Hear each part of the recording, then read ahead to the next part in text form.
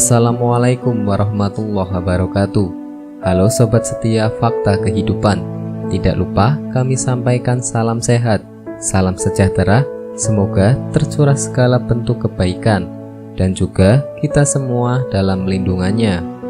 Seperti biasa, kita akan berbagi kisah dari yang unik, menarik sampai bikin nangis. Mari kita simak kisahnya.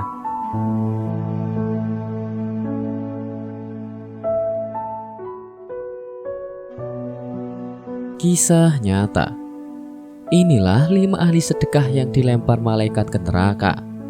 Ternyata ini penyebabnya. 5 ahli sedekah dilempar malaikat ke dalam neraka. Ternyata ini penyebabnya tanpa disadari.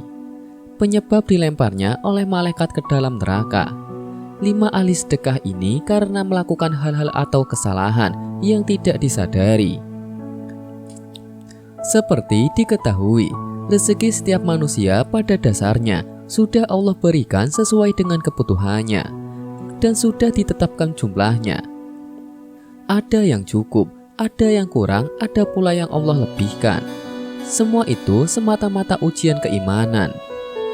Namun tak jarang, manusia yang diberikan rezeki lebih terkadang justru malah merasa sombong dan lupa bahwa semua yang didapatnya hanyalah sebuah titipan dari Allah. Sehingga orang-orang yang lupa tersebut menjadi lalai akan hak dan kewajibannya untuk bersedekah. Perlu diketahui, meskipun banyak bersedekah, namun tidak dapat pahala dari sedekah itu sendiri karena ketidaktahuan fadilah bersedekah. Berikut 5 kesalahan bersedekah dapat disimak berikut ini. Yang pertama, mencari pujian dari orang lain. Hal ini masih banyak ditemukan pada masyarakat, yakni bersedekah dengan niat pamrih kepada orang lain. Sabda Rasulullah, berikutnya yang diadili adalah orang yang diberi kelapangan rezeki dan berbagai macam harta benda. Diperlihatkan kepadanya kenikmatan-kenikmatan yang telah diterimanya. Ia pun mengakuinya. Allah Subhanahu wa Ta'ala bertanya, "Apa yang engkau telah lakukan dengan nikmat-nikmat itu?" Dia menjawab, "Aku tidak pernah meninggalkan sedekah dan infak pada jalan yang engkau cintai. Aku melakukannya semata-mata karena engkau."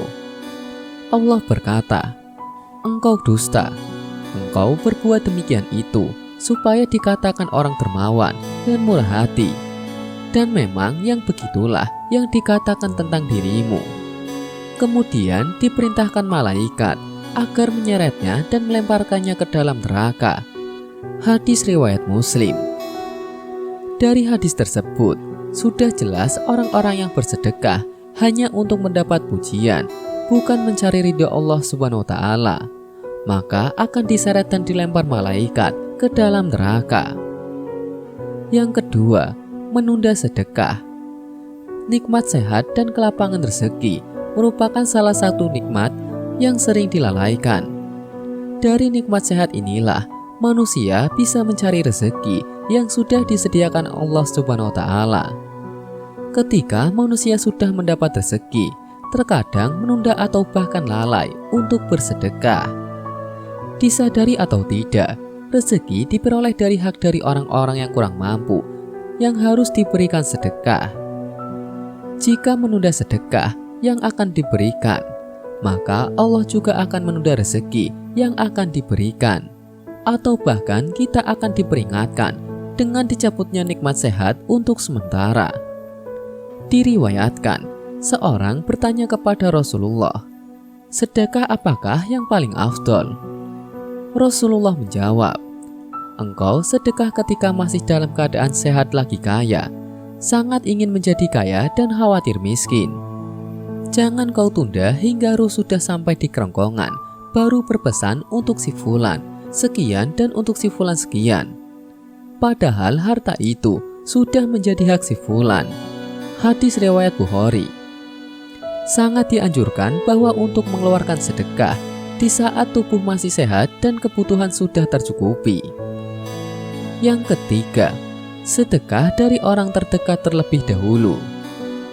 Dalam surat Al-Baqarah ayat 215 Allah berfirman yang artinya, mereka bertanya tentang apa yang mereka nafkahkan.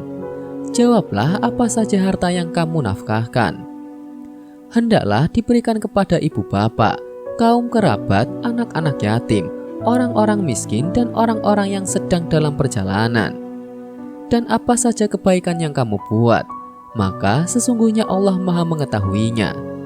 Dari keterangan ayat di atas, jelas bahwa tidak perlu jauh-jauh dan bingung untuk mencari siapa yang berhak untuk diberikan sedekah. Sedekah yang paling utama adalah kepada orang tua terlebih dahulu, lalu kemudian saudara atau kerabat. Barulah selanjutnya bersedekah kepada anak yatim, orang miskin, dan orang-orang yang sedang dalam perjalanan atau musyafir, dan seterusnya. Sedekah kepada orang tua, kerabat, insya Allah mendapatkan pahala yang berlipat, yakni pahala sedekah dan pahala silaturahmi. Yang keempat, perhitungan dalam bersedekah. Dalam bersedekah sebaiknya tidak berlebihan, namun juga tidak pelit atau kikir. Saat bersedekah tidak perlu dihitung-hitung, apalagi sampai meresahkan hati. Bersedekah sesuai dengan kemampuan. Tidak dipaksakan harus bersedekah dengan jumlah banyak apabila belum mampu. Sabda Rasulullah, bersedekahlah kamu dan jangan hitung-hitung, karena Allah akan memperhitungkan pula pemberian kepadamu. Dan jangan kikir, karena Allah akan kikir pula kepadamu. Hadis riwayat Muslim. Yang kelima, mengungkit sedekah. Salah satu keburukan orang yang bersedekah adalah mengungkit kembali kebaikan bersedekahnya, merasa berjasa atas pemberiannya yang dilakukan kepada orang lain. Jika suatu hari terjadi konflik dengan orang yang pernah diberikan sedekah, maka pemberi sedekah akan mulai mengungkit-ungkit kebaikannya. Seolah-olah jika tidak karena bantuannya, maka orang yang diberikan sedekah tersebut tidak bisa apa-apa. Sikap mengungkit-ungkit sedekah merupakan salah satu sikap yang dibenci Allah Subhanahu wa Ta'ala, sebagaimana tersurat dalam surat Al-Baqarah ayat 264. Hai orang-orang yang beriman, janganlah kamu menghilangkan pahala sedekahmu dengan menyebut-nyebutnya dan menyakiti perasaan si penerima. Sangat tidak dianjurkan untuk mengungkit-ungkit sedekah yang sudah diberikan kepada orang lain. Dengan mengungkit-ungkit sedekah yang pernah diberikan akan membuat si menerima menjadi sakit hati dan akan terputusnya tali silaturahmi. Siapapun memutus tali silaturahmi kepada sesama, Allah juga akan mempersulitnya dalam mendapatkan rezeki. Nauzubillah min dzalik. Demikianlah penjelasan 5 ahli sedekah yang diseret dan dilempar malaikat ke dalam neraka. Semoga dapat mengambil hikmah dan manfaat dari video ini. Semoga kisah di atas bisa menjadi pelajaran untuk kita semua. Sekian, wallahu a'lam bishawab.